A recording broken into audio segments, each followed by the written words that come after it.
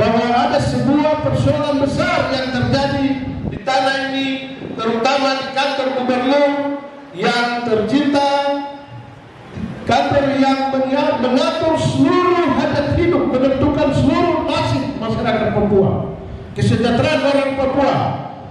Itu artinya siapapun dia yang hidup di tanah ini ditentukan dan ikut menikmati apa yang kemudian diatur. Karena apa? Karena dari kantor ini kemudian keluar kebijakan-kebijakan strategis untuk menentukan kesejahteraan masyarakat tanah Papua ke depan. Selama kepemimpinan TB saya masuk di sini, gubernur pertama di sini, sampai dengan gubernur hari ini baru bisa dislot kantor pelayanan rakyat. Luar biasa.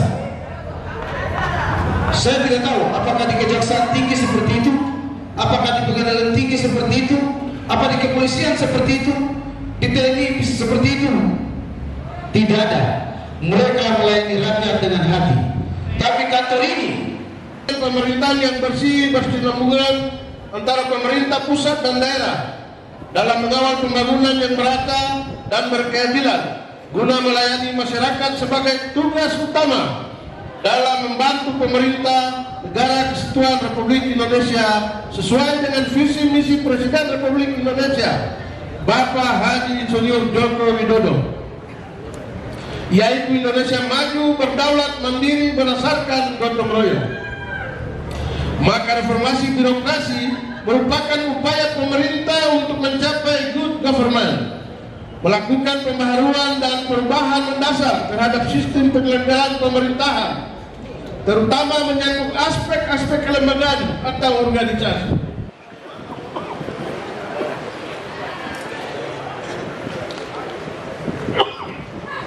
Pemerintah daerah Provinsi Papua di tahun 2024 ini dalam rangka menjalankan roda pemerintahan yang bersih dengan nilai-nilai kepatutan yang melekat bagi aparatur sipil negara. Hal ini menjadi perhatian yang sangat serius dan dipandang perlu adanya evaluasi total di dalam lembaga pemerintahan daerah Provinsi Papua. Di antaranya: 1. Sistematik atau pelantikan yang tidak sesuai dengan peraturan pemerintah nomor 11 tahun 2017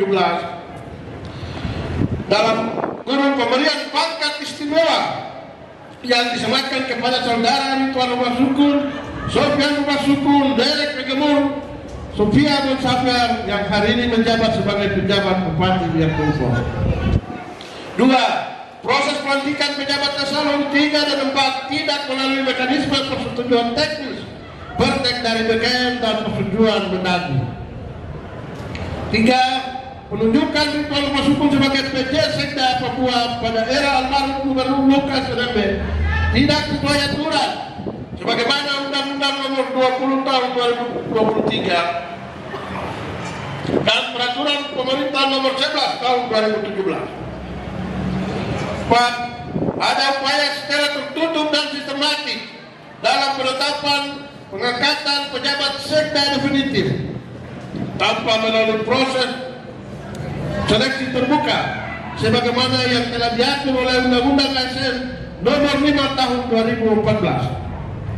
Pengelolaan APBD tahun 2024 tahun 2023 tidak sesuai dengan peruntukannya.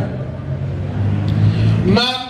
Adanya penyimpangan dalam pengelolaan hasil pajak air permukaan PAP sebesar 1,4 triliun dari PT Freeport Indonesia. 7. KPK segera melakukan audit kepada Kepala Badan Pendapatan Daerah Provinsi Papua terkait dana pajak air dan permukaan 70 miliar pada saat itu. Pada saat itu PJ Gubernur Papua bertindak sebagai Sekda Papua. Pengelolaan hasil penjualan kayu sebagai salah satu sumber PAD yang semakin tidak terkendali. 9. Mohon ditinjau kembali insentif pemungutan sesuai Perda Nomor 12 Tahun 2008 tentang perubahan kedua Perda Nomor 4 Tahun 2011.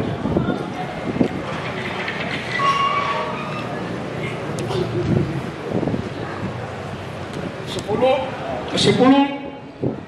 Penyelarasan program dan kegiatan yang tidak sesuai dengan tugas dan fungsi SKPD sesuai Renja SKPD Provinsi dan Renja kabupaten kota. Selanjutnya akan kami laporkan kepada pihak yang berwajib sesuai dengan proses penegakan hukum yang berlaku di negara Kesatuan Republik Indonesia.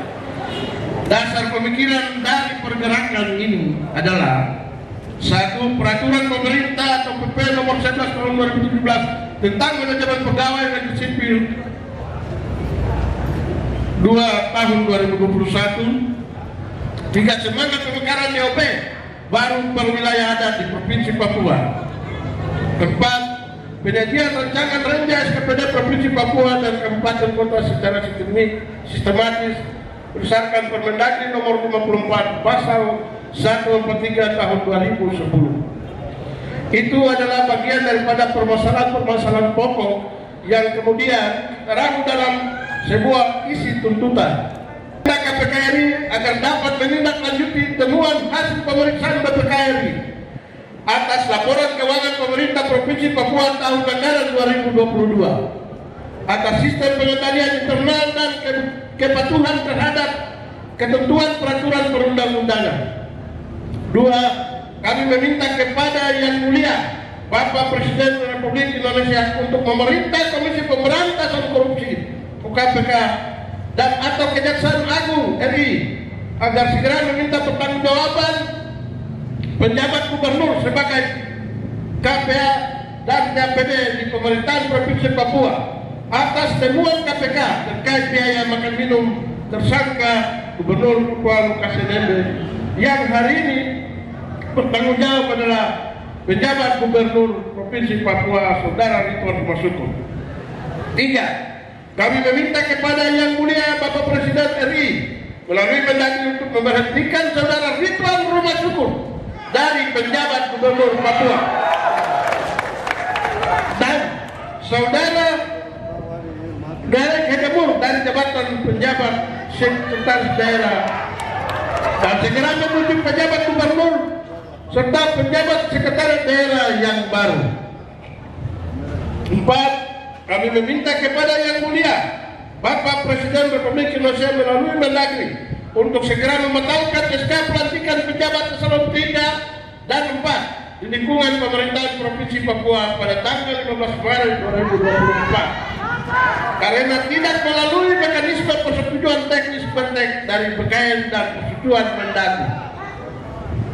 5. Kami ASN Provinsi Papua menolak proses pelantikan pejabat eselon 3, sekretaris dinas, badan, biro, dan kesekretariatan yang ditunjuk sebagai PLT Kepala Dinas pada 40 UPD di lingkungan pemerintahan Provinsi Papua. 6. Kami meminta kepada Yang Mulia Bapak Presiden Republik Indonesia melalui Mendagri untuk segera memerintah penjabat gubernur yang baru agar dapat menyelesaikan pembayaran TPP bulan Desember tahun 2023 dan penetapan SK pemberian tambahan penghasilan pegawai tahun anggaran 2024. 7. Kami meminta kepada Yang Mulia Bapak Presiden Republik Indonesia untuk memerintah Komisi Pemberantasan Korupsi dan atau Kejaksaan RI agar segera memeriksa PJ Gubernur Papua atas pengelolaan APBD yang tidak sesuai peruntukannya. 8. Dana samping yang dikelola oleh PKK Provinsi Papua harus diaudit karena tidak sesuai dengan hasil pembahasan Renja Provinsi Papua yang dibahas sesuai dengan indikator sasaran pada Renja SKPD Kabupaten Kota. Kami meminta kepada Lembaga Dewan Perwakilan Rakyat Papua untuk segera membentuk pansus guna menyelidiki penyimpangan dalam pengelolaan hasil pajak permukaan air yang tidak transparan dengan nilai 1,4 triliun dari PT Freeport Indonesia. Dana pajak air permukaan 70 miliar pada saat PJ Gubernur Papua sebagai Sekda Papua. Dana PKK sebesar 10 miliar dari PKK Provinsi Papua. 10. Kami meminta kepada Lembaga Dewan Perwakilan Rakyat Daerah Provinsi Papua untuk membentuk tim gabungan bersama Majelis Rakyat Papua untuk membawa dan menyampaikan aspirasi solidaritas ASN dan masyarakat Papua kepada Yang Mulia Presiden Republik Indonesia di Jakarta. 11. Kami meminta kepada Majelis Rakyat Papua untuk segera membentuk tim ahli perumus draft Perpu fraksi dari kursi pengangkatan adat pada kelembagaan DPRP yang kemudian diajukan kepada Presiden Republik Indonesia di Jakarta.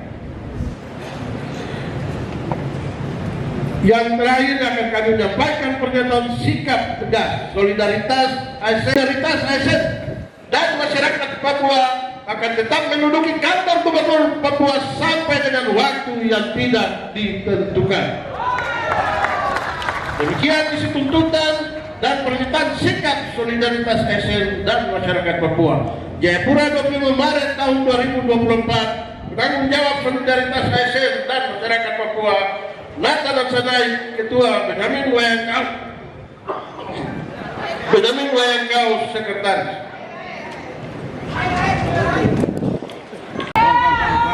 Kenaikan pangkat istimewa hanya diberikan bagi keluarga dekat. Hanya dengan alasan berhasil bawa pulang 1,4 triliun pajak air permukaan. Omong kosong, uang tidak kita lihat. Download Tribun X sekarang, menghadirkan lokal menjadi Indonesia.